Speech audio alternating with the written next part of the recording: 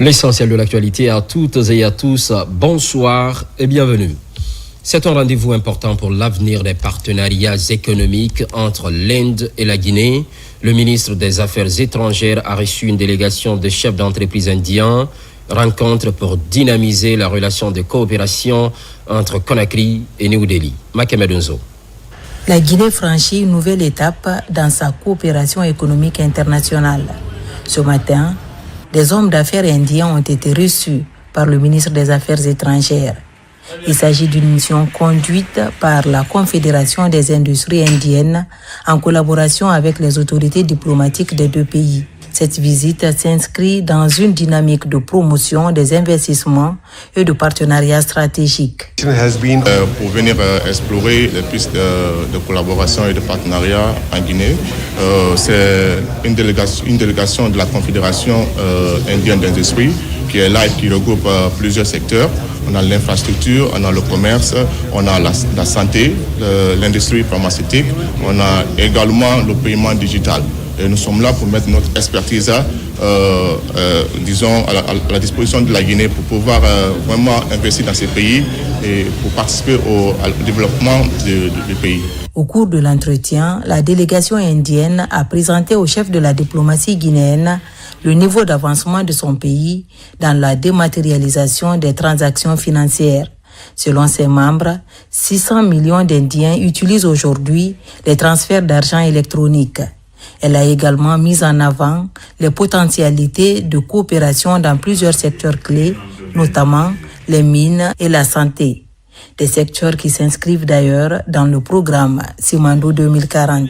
La Guinée est passée sous le leadership du chef de l'État, son Excellence le général Mamadi Doumbouya, président de la République. La Guinée est passée du statut d'acheteur de projets et programmes au statut de vendeur de projets et de programmes. Les gens ne viennent plus chez nous avec un sac dans lequel il y a un projet pour dire voilà ce qui est bon pour vous. Les investisseurs viennent chez nous pour dire que voulez-vous que l'on fasse ensemble. Vous êtes dans les différents domaines. Ce sont des composantes de Simandou 2040. Les domaines dans lesquels vous intervenez, ils sont là déjà. Je suis un peu gêné d'entendre le mot prospection. Vous n'êtes pas en prospection. Ici, c'est déjà fait. La prospection est terminée. Vous venez ici pour investir.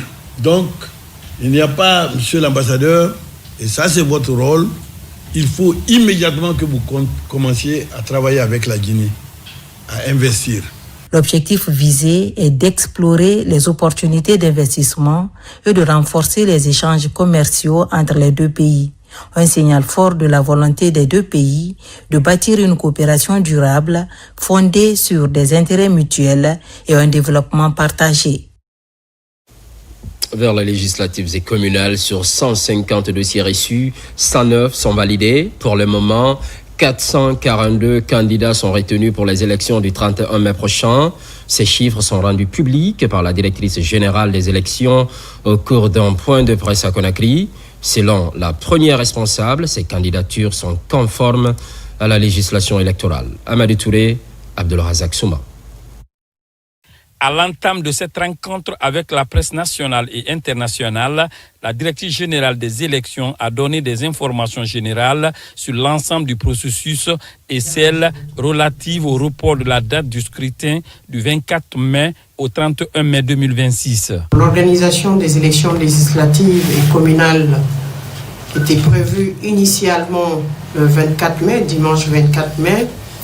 Il faut aussi dire à la demande de l'Église et des religieux, le chef de l'État a bien voulu accepter de reporter d'une semaine pour que la fête Pentecôte et la fête de Tabaski se tiennent également dans notre pays. Donc une grandeur déjà qu'il faut remercier et féliciter au passage. Donc ce n'est pas un report technique, c'est un report dû à la demande de nos religieux et cela a été accepté. Conformément à la nouvelle constitution et en rapport avec la loi électorale, de nouvelles circonscriptions électorales ont vu le jour, a annoncé Djinebou Touré. On a 50 circonscriptions électorales pour les élections liées au scrutin majoritaire, uninominal et plurinominal. Les 33 préfectures de la Guinée constituent des circonscriptions. Les 13 communes de la Guinée, de Conakry, sont des circonscriptions. Mais également, il faut rappeler qu'on a 4 circonscriptions pour les Guinéens établis à l'étranger. L'Afrique constitue une circonscription électorale. L'Europe, une circonscription électorale pour les Guinéens établis là-bas. L'Asie, une circonscription. Et l'Amérique, une circonscription. Sujet de la liste des partis retenus pour le scrutin uninominal et plurinominal, la directrice générale des élections a indiqué... Il n'y avait que les partis politiques qui devraient présenter des listes de candidatures au niveau des listes nationales. Donc les 49 candidats, chaque parti politique devrait le faire. Ce n'était pas permis à un mouvement politique de présenter une liste nationale, ce n'était pas permis à un indépendant de présenter une liste nationale. 28 partis politiques ont déposé une liste nationale. Sur les 28 partis politiques, 21 provisoirement sont retenus. Poursuivant, Mme Kamara Djenebou-Touré a précisé que les candidatures rejetées ont 48 heures pour faire des recours. Plus loin, la directrice générale des élections a rappelé que cette étape est encore provisoire et que des vérifications ultérieures pourraient être nécessaires pour garantir la conformité des candidatures pour une liste définitive confirmée par la Cour suprême, conformément à la loi. Dans la capitale, la mobilité urbaine se renforce avec la réhabilitation en 2x2 voies de l'axe Tombo-Port Autonome, un chantier stratégique qui devra fluidifier la circulation à Kaloum. Le ministre de l'Urbanisme, de l'Habitat et de l'Aménagement du Territoire s'est rendu sur le terrain pour évaluer les travaux. Maïmouna Belladialo. Sur cet axe stratégique de Kaloum, les travaux se poursuivent entre Tombo et le port autonome, avec une avancée du chantier malgré des contraintes techniques encore présentes. Sur le terrain, les équipes restent mobilisées pour respecter les délais en coordination avec les riverains et Électricité de Guinée afin d'assurer la continuité des opérations. Des difficultés liées à l'assainissement et au réseau persistent par endroits, mais sont en cours de traitement. Il faut que Djikopes et Poupée de Conakry se donnent la main. Une fois qu'on finit de curer et regarde complètement, en faisant le terrassement aussi, ils font descendre la terre là-dedans. Et quand la terre descend dans les regards, ça empêche le fonctionnement du réseau. Les travaux avancent très bien. En ce qui concerne les travaux d'assainissement, dans son ensemble, nous sommes à un niveau très élevé. Et aujourd'hui, nous travaillons de concert avec tous les concessionnaires, surtout EDG, qui est sur notre chemin critique aussi.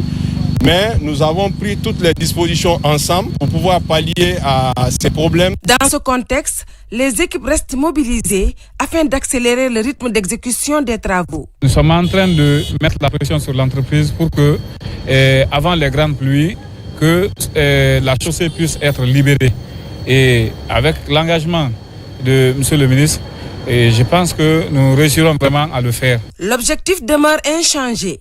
Rendre la chaussée praticable avant l'arrivée des grandes pluies. En visite sur le terrain, le ministre de l'Urbanisme, de l'Habitat et de l'Aménagement du Territoire a pu constater l'évolution des travaux et s'assurer du respect des engagements. C'est pour répondre aux préoccupations du chef de l'État, le président Mamadi Doumbouya, qui veut donner une vitrine à la capitale. Il y a des corrections à faire. Nous avons donné des instructions fermes à l'équipe, non seulement l'entreprise qui construit,